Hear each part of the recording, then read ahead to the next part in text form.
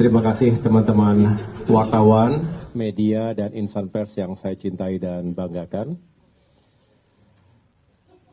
Kami baru saja bersilaturahim.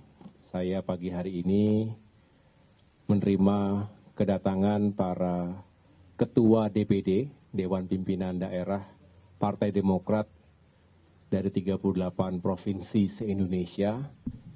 Juga hadir para ketua DPC mewakili 514 ketua Dewan Pimpinan Cabang di seluruh kabupaten kota se-Indonesia dan juga perwakilan dari Dewan Perwakilan Luar Negeri, DPLN, dan juga organisasi sayap partai.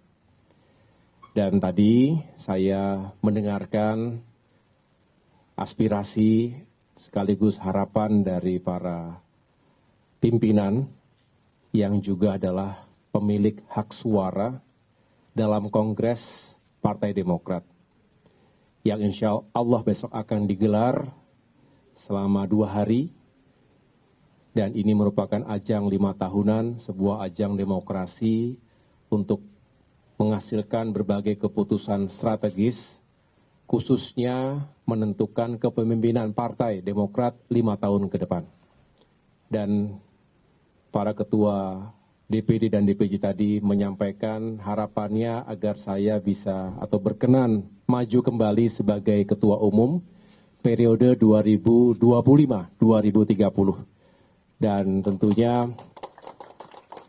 dengan niat yang baik, dengan itikat yang baik, saya menerima dan harapannya bisa menjalankan tugas dan amanah yang diberikan oleh seluruh kader untuk melanjutkan kepemimpinan yang telah dijalankan selama 5 tahun terakhir ini, tentu dengan dukungan, kebersamaan, dan semangat juang dari seluruh pimpinan dan seluruh kader Demokrat dimanapun berada. Kami memiliki optimisme, insya Allah Demokrat bisa bangkit dan semakin memiliki peran yang baik untuk negeri ini, untuk rakyat kita, baik di pemerintahan nasional, di pemerintahan daerah, juga di jalur legislatif, DPR RI, DPRD Provinsi, maupun DPRD Kabupaten Kota. Saya pikir itu, dan tentunya tadi kami berdialog, mengingat-ingat kembali apa saja yang telah kita lalui, suka duka, jatuh bangun, tantangan, dinamika, 5 tahun terakhir, dimulai dari Kongres tahun 2020, ketika itu pertama kali dinyatakan lockdown pandemi COVID-19, sehingga tidak mudah, mobilitas sangat terbatas, dan kita harus fokus pada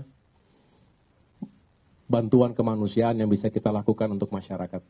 Dan setelah itu kita menghadapi tantangan lain, ada upaya pengambil alihan Partai Demokrat secara inkonstitusional, dan kami semua tentunya bersatu menghadapi dan melawan karena kami ingin menjaga kedaulatan partai sekaligus menjaga demokrasi di Indonesia. Setelah itu ada fase-fase politik lain yang juga tidak mudah, penuh dengan tantangan. Kami dulu sebagai oposisi tidak selalu mudah untuk mendapatkan peluang-peluang atau peran-peran yang baik di pemerintahan.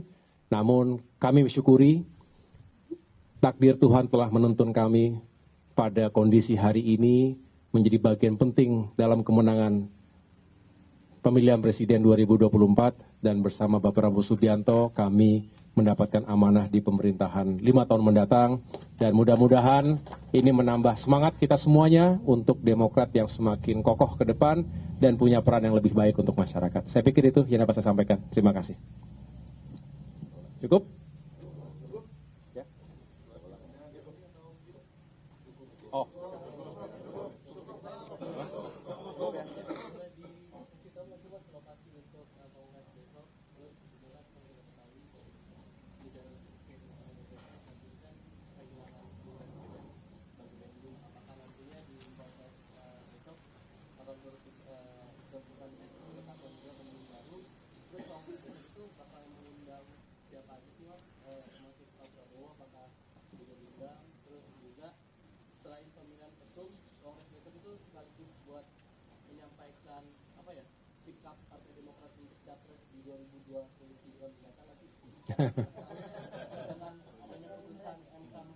Iya.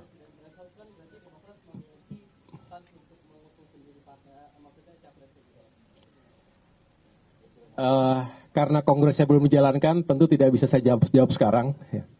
Yang bisa saya jawab adalah, insya Allah di Jakarta, ya, kongresnya saya tidak sebutkan secara khusus, ya, tetapi di Jakarta para kader sudah berdatangan dan tentunya dengan semangat kita membangun visi misi dan program-program yang akan kita jalankan 5 tahun ke depan. Tentu selain pemilihan ketua umum, nanti akan ada formatur yang mempersiapkan kepemimpinan sekaligus kepengurusan, saya ulangi, kepengurusan Dewan Pimpinan Pusat 5 tahun ke depan. Benar, diantaranya tentu ada posisi-posisi strategis termasuk bendara umum yang baru saja berpulang ke rahmatullah, dan tentunya posisi-posisi lain yang juga kita persiapkan dengan baik.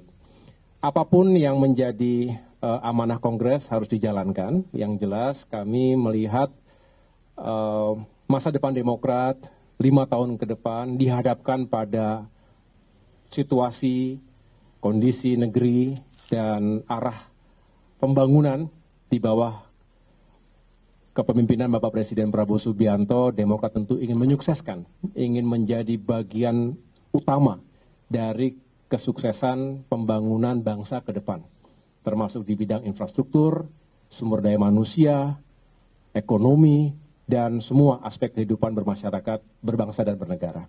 Tapi tentu tidak saya jelaskan sekarang karena besok baru kongresnya, nanti akan ada rekomendasi dan juga keputusan-keputusan strategis yang akan disampaikan besok. Insya Allah Bapak Presiden Prabowo Subianto, kami sudah aturkan undangan. Saya mendapat kabar beliau berkenan hadir pada saat penutupan. Juga tentunya para ketua umum partai politik sahabat dan kolega saya di kabinet.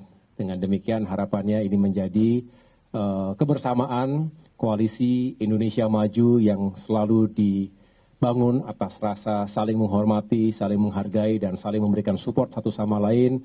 Mudah-mudahan ini juga terus bisa kita jaga dalam perjalanan ke depan.